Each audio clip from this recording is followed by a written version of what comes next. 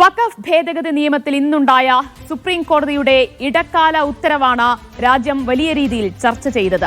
രാജ്യത്ത് വലിയ എതിർപ്പുകൾക്കും വിവാദങ്ങൾക്കുമൊക്കെ കാരണമായതായിരുന്നു കേന്ദ്ര സർക്കാർ കൊണ്ടുവന്ന വഖഫ് ഭേദഗതി നിയമം.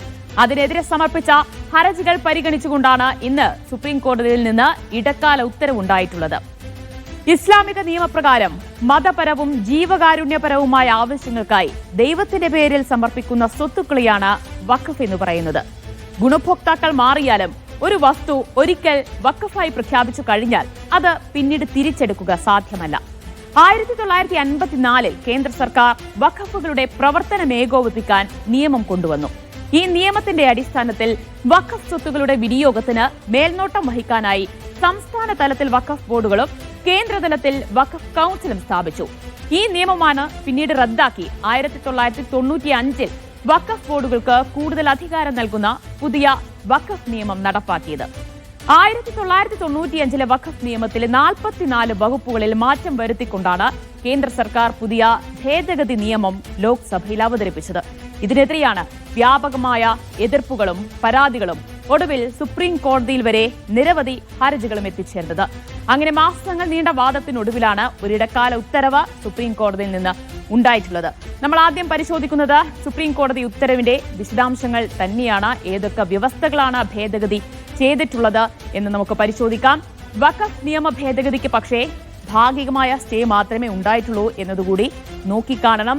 ഈ നിയമം തന്നെ പൂർണ്ണമായും ഭരണഘടനാ വിരുദ്ധമാണ് എന്നായിരുന്നു രാജ്യത്തെ വിവിധ മുസ്ലിം സംഘടനകളും അതുപോലെ തന്നെ പ്രധാനപ്പെട്ട ഹർജിക്കാരുമൊക്കെ വാദിച്ചത്. പക്ഷേ സുപ്രീം കോടതി ആ നിയമം പൂർണ്ണമായി സ്റ്റേ ചെയ്യാൻ തയ്യാറായിട്ടില്ല എന്നതുകൂടി എടുത്തു പറയേണ്ടത് അത് കേന്ദ്ര സർക്കാരിനെ സംബന്ധിച്ച് ഒരല്പം ആശ്വസിക്കാവുന്നത് തന്നെയാണ്. പക്ഷേ അപ്പോഴും വിവാദമായ ഭേദഗതികൾ വ്യവസ്ഥകൾ അത് സ്റ്റേ ചെയ്തിരിക്കുന്നു എന്നത് ഹർജിക്കാരെ സംബന്ധിച്ചും വലിയ ആശ്വാസം നൽകുന്നതാണ്, അതുപോലെ തന്നെ പ്രതീക്ഷ നൽകുന്നതുമാണ്. നമുക്ക് നോക്കാം എന്തൊക്കെയാണ് ആ വിവാദ ഭേദഗതികൾ, അതായത് ഈ നിയമത്തിൽ എതിർപ്പുയർന്ന വ്യവസ്ഥകൾ എന്തൊക്കെയാണ് എന്നാണ് നമ്മൾ ആദ്യം പരിശോധിക്കാൻ പോകുന്നത്. അത് 5 വർഷം വിശ്വാസിയാകണം എന്നതായിരുന്നു ഏറ്റവും പ്രധാനപ്പെട്ടത്. അതായത് ഒരു വ്യക്തി വഖഫ് സമർപ്പിക്കണമെങ്കിൽ, ഒരു സ്വത്ത് ഇതുപോലെയുള്ള ജീവകാരുണ്യ പ്രവർത്തനങ്ങൾക്കായി സമർപ്പിക്കണമെങ്കിൽ അതിന് കുറഞ്ഞത് 5 വർഷമെങ്കിലും ഇസ്ലാം മതവിശ്വാസം പിന്തുടരണം എന്ന വ്യവസ്ഥയുണ്ടായിരുന്നു കേന്ദ്ര സർക്കാർ കൊണ്ടുവന്ന ഭേദഗതി നിയമത്തിൽ. അതിനെതിരെയാണ് വലിയ രീതിയിൽ പ്രതിഷേധങ്ങൾ ഉയർന്നത്, എതിർപ്പുയർന്നത്. എന്തായാലും ആ വ്യവസ്ഥ ഇപ്പോൾ സുപ്രീം കോടതി വാദം കേട്ട ശേഷം അത് സ്റ്റേ ചെയ്തിരിക്കുകയാണ്. ഇനി അടുത്തത് നോക്കാം. ഒരു സ്വത്തിനെ കുറിച്ച് തർക്കം ഉയർന്നു കഴിഞ്ഞാൽ അത് വഖഫ് അല്ലാതാകും എന്നതിന് കൂടി സുപ്രീം കോടതി സ്റ്റേ നൽകിയിരിക്കുകയാണ്.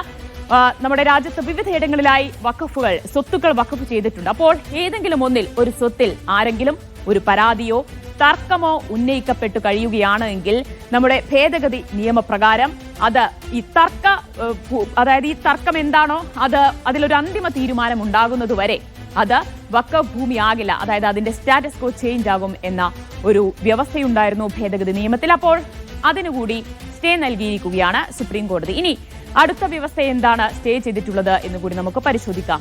ഇതിലേറ്റവും പ്രധാനപ്പെട്ടത് ജില്ലാ കളക്ടർക്ക് നൽകിയിരിക്കുന്ന വഖഫ് സ്വത്തിന്മേൽ ജില്ലാ കളക്ടർക്ക് നൽകിയിരിക്കുന്ന അധികാരം കൂടി സ്റ്റേ ചെയ്തിരിക്കുന്നു എന്നതാണ് എടുത്തു പറയേണ്ടത്. നമ്മൾ ശ്രദ്ധിക്കേണ്ട ഒരു കാര്യം, ഒരു വഖഫ് സ്വത്തിൽ ആരെങ്കിലും ഒരു പരാതിയോ തർക്കമോ ഒക്കെ പറഞ്ഞു കഴിഞ്ഞാൽ ഈ ഭേദഗതി നിയമപ്രകാരം അത് ജില്ലാ കളക്ടറാണ് അത് അന്വേഷിച്ച് അതിൽ ഒരു തീരുമാനമെടുക്കേണ്ടത്. അതായത് കളക്ടർക്കാണ് അതിൽ തീരുമാനമെടുക്കാനൊക്കെയുള്ള ഒരു അധികാരവും അവകാശവും ഉണ്ടായിരുന്നത്. അപ്പോൾ അതിപ്പോൾ സുപ്രീം കോടതി സ്റ്റേ ചെയ്ത് കഴിഞ്ഞിരിക്കുകയാണ്.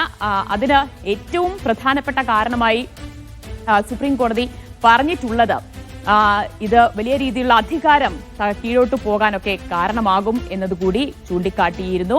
അധികാര വിഭജനത്തിന്റെ ലംഘനമാണ് എന്ന് നോക്കിക്കണ്ടുകൊണ്ടാണ് കോടതി ഈ വ്യവസ്ഥ, അതായത് വിവാദമായ ഈ വ്യവസ്ഥ ഭേദഗതി ചെയ്തിട്ടുള്ളത് എന്നതാണ്. ഇനി നമുക്ക് അടുത്തത് എന്താണെന്ന് നോക്കാം. അത് വഖഫ് ബോർഡിൽ അമുസ്ലിങ്ങളുടെ കാര്യത്തിൽ നിയന്ത്രണം കൊണ്ടുവന്നിരിക്കുന്നു എന്നതാണ്. വഖഫ് ബോർഡുകളിലേക്കും അതുപോലെ തന്നെ വഖഫ് കൗൺസിലിലേക്കുമുള്ള നിയമനങ്ങളിലും സുപ്രീം കോടതി ഒരു ശ്രദ്ധേയമായ ഇടപെടൽ തന്നെ നടത്തിയിരിക്കുകയാണ്. ബോർഡിലും അതുപോലെ തന്നെ കൗൺസിലിലുമൊക്കെ അമുസ്ലിങ്ങളെ നാമനിർദ്ദേശം ചെയ്യാനുള്ള വ്യവസ്ഥ അത് വലിയ വിവാദമായതാണ്. പക്ഷേ ഇത് പൂർണ്ണമായും സുപ്രീം കോടതി സ്റ്റേ ചെയ്തിട്ടില്ല. പക്ഷേ അതേസമയം തന്നെ ഈ വഖഫ് കൗൺസിലും ബോർഡിലുമൊക്കെ മൂന്നിൽ കൂടുതൽ അമുസ്ലിങ്ങൾ പാടില്ല എന്നുകൂടി കോടതി നിരീക്ഷിച്ചിരിക്കുകയാണ്. മറ്റൊന്നുള്ളതാണ് സിഇഒ. വഖഫ് ബോർഡ് സിഇഒ അത് കഴിവതും മുസ്ലിം ആയിരിക്കാൻ ശ്രദ്ധിക്കണമെന്നൊരു നിർദ്ദേശം കൂടി കോടതി വയ്ക്കുകയും ചെയ്തിട്ടുണ്ട്. ഇനി നമുക്ക് വളരെ വേഗത്തിൽ മറ്റ് വ്യവസ്ഥകൾ കൂടി നോക്കാം. അടുത്തത് വഖഫ് ബൈ യൂസർ. അതിന് മുൻകാല പ്രാബല്യം ഉണ്ടാകില്ല. വലിയ വിവാദമായിരുന്നു ഈ ഒരു വഖഫ് ബൈ യൂസർ എന്നത്. അതായത് ഏറെക്കാലമായി വഖഫായി ഉപയോഗിച്ചുകൊണ്ടിരുന്ന ചില സ്വത്തുക്കൾ ഉണ്ടായിരുന്നു. അതിനെയാണ് വഖഫ് ബൈ യൂസർ എന്ന് പറയുന്നത്. അതിന് മുൻകാല പ്രാബല്യം ഉണ്ടാവുകയില്ല എന്നുകൂടി കോടതി നിരീക്ഷിച്ചിട്ടുണ്ട്. അങ്ങനെ ഒരു നിർദ്ദേശം കൂടി നൽകിയിട്ടുണ്ട് എന്നതാണ്. ഇനി 2024 ഓഗസ്റ്റിലാണ് ബില്ല് ലോക്സഭയിൽ വരുന്നത്. അങ്ങനെ ലോക്സഭയും രാജ്യസഭയും പിന്നിട്ട ശേഷം അത് നിയമമാവുകയാണ് ഉണ്ടായത്. അങ്ങനെ അതിനെതിരെയാണ് വിവിധ ഹർജികൾ സുപ്രീം കോടതിയിലെത്തിയത്.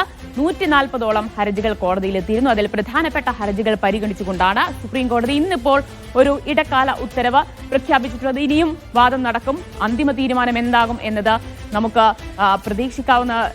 നമുക്ക് ഊഹിക്കാൻ പോലും കഴിയില്ല. എന്തായാലും വിശദമായ വാദം ഇനിയും കേൾക്കും. എന്തായാലും ഭരണഘടനാ വിരുദ്ധമാണ്. അതുകൊണ്ട് ഈ നിയമം തന്നെ പൂർണ്ണമായും സ്റ്റേ ചെയ്യണം എന്നതാണ് ഹർജിക്കാരൊക്കെ ആവശ്യപ്പെടുന്നത്. അങ്ങനെയൊക്കെ ഉണ്ടാകുമോ, അതിന്റെ സാധ്യതകൾ എത്രത്തോളമാണ് എന്നൊക്കെ നമുക്ക് പരിശോധിക്കേണ്ടതുണ്ട്. ഇപ്പോൾ സുപ്രീം കോടതി അഭിഭാഷകനായ അഡ്വക്കേറ്റ് സുൽഫിക്കർ അലി തത്സമയം മീഡിയ അവനൊപ്പം ചേരുകയാണ്. അഡ്വക്കേറ്റ് സുൽഫിക്കർ അലി, ഇന്നിപ്പോൾ ഉണ്ടായിട്ടുള്ള കോടതി ഉത്തരവ് അത് എത്രത്തോളം പ്രതീക്ഷ നൽകുന്നതാണ്? കേന്ദ്ര സർക്കാരിന് എത്രത്തോളം വലിയ തിരിച്ചടിയാണത്? പ്രധാനമായും ഗവൺമെന്റിന് തിരിച്ചടിയായതും ഹർജിക്കാർക്ക് ആശ്വാസമാകുന്നതുമായ ഒരു നിർദ്ദേശം കോടതിയുടെ ഉത്തരവെന്ന് പറയുന്നത് ഈ പുതിയ ഭേദഗതി നിയമത്തിലെ സെക്ഷൻ 3C പരിപൂർണമായും സ്റ്റേ ചെയ്തിരിക്കുന്നു എന്നുള്ളതാണ്. സെക്ഷൻ 3C-യിലെ 3 ഉപവകുപ്പുകളുണ്ട്. ഈ 3 ഉപവകുപ്പുകളും സ്റ്റേ ചെയ്തിരിക്കുകയാണ്. 3C പറയുന്നത് ഒരു പ്രോപ്പർട്ടി, വഖഫ് പ്രോപ്പർട്ടിയിൽ ആരെങ്കിലും ഒരു തർക്കം ഉന്നയിച്ചാൽ, ഇതൊരു സർക്കാർ ഭൂമിയാണ് എന്ന തർക്കം ഉന്നയിക്കപ്പെട്ടാൽ അതാ സ്വത്തിന്റെ സ്വഭാവം, അത് വഖഫ് സ്വത്താണോ സർക്കാർ സ്വത്താണോ എന്ന് നിശ്ചയിക്കേണ്ടത് സർക്കാർ തന്നെ നിയോഗിക്കുന്ന ഉദ്യോഗസ്ഥനാണ് എന്നതായിരുന്നു ആ വകുപ്പ്. മാത്രമല്ല, അത്തരത്തിലൊരു അന്വേഷണം പ്രഖ്യാപിച്ചാൽ അന്വേഷണം തുടങ്ങുന്ന ആ നിമിഷം മുതൽ അത് വഖഫ് സ്വത്ത് അല്ലാതായി മാറും എന്നുള്ള രീതിയിലാണ് ഇന്ന് ഈ നിയമം പറയുന്നത്. അത് പരിപൂർണമായും സ്റ്റേ ചെയ്തിരിക്കുന്നു. അതിൽ പറഞ്ഞ കാരണം, ഒന്ന്, സർക്കാർ ഭൂമിയുടെ ഈ ഒരു സ്വത്തിന്റെ തർക്കം സർക്കാർ സ്വത്താണോ വഖഫ് സ്വത്താണോ എന്നുള്ള തർക്കം സർക്കാർ നിയമിക്കുന്ന നിർദ്ദേശിക്കുന്ന ഉദ്യോഗസ്ഥനെ അന്വേഷിക്കുന്നത് ഒരു നാച്ചുറൽ ജസ്റ്റിസ് പ്രിൻസിപ്പിളിന്റെ വയലേഷൻ ആണെന്നും, അതുപോലെ തന്നെ അധികാര വിഭജനത്തിന്റെ, നമ്മുടെ ഭരണഘടന മുന്നോട്ട് വെക്കുന്ന അധികാര വിഭജന തത്വങ്ങളുടെ ലംഘനമാണെന്നും, അതായത് ഇവിടെ ജുഡീഷ്യറി, എക്സിക്യൂട്ടീവ്, ലെജിസ്ലേച്ചർ ഇങ്ങനെ 3 തീരത്തിലുള്ള അധികാര വിഭജനമുണ്ട്. നമുക്ക് ഭരണഘടനയുടെ 3 പില്ലേഴ്സ് ഉണ്ട്. ഇതിൽ തർക്കം തീരുമാനിക്കുന്നത് ജുഡീഷ്യറിയാണ്, സർക്കാരല്ല, എക്സിക്യൂട്ടീവ് ബോഡിയല്ല. അപ്പോൾ എക്സിക്യൂട്ടീവ് ഓഫീസർ തർക്കം തീരുമാനിക്കുന്ന ഒരു അഡ്ജൂഡിക്കേറ്റീവ് ബോഡി ആയിട്ട് മാറുന്നത് ഈ അധികാര വിഭജന തത്വങ്ങളുടെ ലംഘനമാണെന്നും അതുകൊണ്ട് അത് നിലനിൽക്കില്ല എന്നും സുപ്രീം കോടതി നിരീക്ഷിച്ചിരിക്കുന്നു. അതുകൊണ്ട് അത് സ്റ്റേ ചെയ്തിരിക്കുകയും മറിച്ച് സെക്ഷൻ 86 അനുസരിച്ച് സ്ഥാപിതമായ ഒരു ട്രൈബ്യൂണൽ, ഒരു ജുഡീഷ്യൽ അതോറിറ്റിക്ക് മാത്രമാണ് ആ തർക്കം തീരുമാനിക്കാനുള്ള അധികാരമെന്ന് കോടതി പറഞ്ഞിരിക്കുന്നു. ആ അന്വേഷണം, ആ ട്രൈബ്യൂണലിൽ ആ തർക്കം പെൻഡിംഗിൽ നിലനിൽക്കെ വഖഫ് സ്വത്തായി തന്നെ തുടരുമെന്നും സ്റ്റാറ്റസ് കോ മെയിൻറ്റെയിൻ ചെയ്യണമെന്നാണ് കോടതി ഇന്ന് തത്വത്തിൽ പറഞ്ഞിരിക്കുന്നത്. അത് വലിയ പ്രതീക്ഷയ്ക്ക് വക നൽകുന്നതും ആശ്വാസം നൽകുന്നതുമായ ഒരു തീരുമാനമാണ്.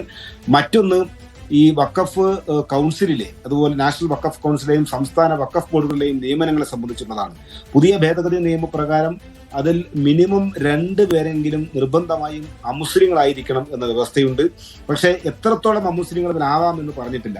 അപ്പൊ നമുക്കറിയാം, ഇന്ന് പല സംസ്ഥാനങ്ങളിലും കേന്ദ്രത്തിലുമുള്ള ഗവൺമെന്റ് പല മേഖലകളിലും ഇടപെട്ടുകൊണ്ടിരിക്കുന്ന രീതി പരിശോധിച്ചാൽ ഭൂരിപക്ഷ അംഗങ്ങളെയോ അല്ലെങ്കിൽ മുഴുവൻ അംഗങ്ങളെയോ തന്നെ അമുസ്ലിങ്ങളാക്കി മാറ്റുന്ന ഒരു സാഹചര്യം ഉണ്ടായേക്കാം. അത്തരത്തിലുണ്ടായാൽ ഈ വഖഫ് കൗൺസിലും അതുപോലെ സംസ്ഥാന വഖഫ് ബോർഡുകളുടെയും മതപരമായ സ്വഭാവത്തെ പരിപൂർണമായും ഇല്ലാതാക്കുന്ന ഒരു സാഹചര്യം ഉണ്ടാകും. അത് ഇന്ന് സുപ്രീം കോടതി തടഞ്ഞിരിക്കുന്നു. സുപ്രീം കോടതി പറഞ്ഞിരിക്കുന്നത് വഖഫ് ബോർഡുകളിൽ 3, 11 അംഗ വഖഫ് ബോർഡുകളിൽ 3, 22 അംഗ വഖഫ് കൗൺസിലുകളിൽ 4 അംഗങ്ങളിൽ കൂടുതൽ അമുസ്ലിങ്ങളായിരിക്കാൻ പാടില്ല എന്ന് പറയുന്നു. അതുകൊണ്ട് തന്നെ ഭൂരിപക്ഷ അംഗങ്ങൾ മുസ്ലിം മതവിശ്വാസികളായിരിക്കും. പക്ഷെ അതോടൊപ്പം തന്നെ ചേർത്ത് വായിക്കേണ്ട ഒരു കാര്യം, ഈ വഖഫ് ബോർഡുകളിലേക്ക് ഒരാളെ ആണെങ്കിൽ പോലും അമുസ്ലിങ്ങളെ നിശ്ചയിക്കണം, അമുസ്ലിങ്ങളെ അപ്പോയിന്റ് ചെയ്തിരിക്കണം, മുസ്ലിം മതവിശ്വാസികളല്ലാത്തവർ അപ്പോയിന്റ് ചെയ്യണമെന്ന വ്യവസ്ഥ മത ആചാരങ്ങൾക്കുള്ള അവകാശങ്ങൾക്ക് മേലുള്ള ലംഘനമാണ് എന്നുള്ള നമ്മളൊരു വാദം ഉണ്ടായിരുന്നു. ആ വാദം കോടതി പ്രഥമ ദൃഷ്ട്യാ അംഗീകരിച്ചിട്ടില്ല. അതിന്റെ പ്രാഥമികമായ കണ്ടെത്തൽ നമുക്ക് എതിരാണ്. അതിൽ നമുക്ക് ആശങ്കയുണ്ട്. അത് നമുക്ക് തോന്നുന്നത് ഈ വിധിയുടെ, ഈ നിയമത്തിന്റെ ഭരണഘടനാ സാധുത വിശദമായി പരിശോധിക്കുന്ന ഘട്ടത്തിൽ ഇതുകൊണ്ട് മാത്രം നമുക്ക് പൂർണ്ണമായി ആശ്വസിക്കാൻ കഴിയുമോ? ഇനിയിപ്പോൾ ഒരു അന്തിമ ഉത്തരവൊക്കെ വരുമ്പോൾ ഒരു അനുകൂലമായ ഒരു തീരുമാനം ഉണ്ടാകും എന്നൊക്കെ തന്നെയാണോ വിദഗ്ധരൊക്കെ വിലയിരുത്തുന്നത്? തീർച്ചയായും ഈ വകുപ്പുകൾ റദ്ദാക്കപ്പെടേണ്ടതാണെന്നുള്ള ഉറച്ച ബോധ്യമാണ് നമുക്കുള്ളത്.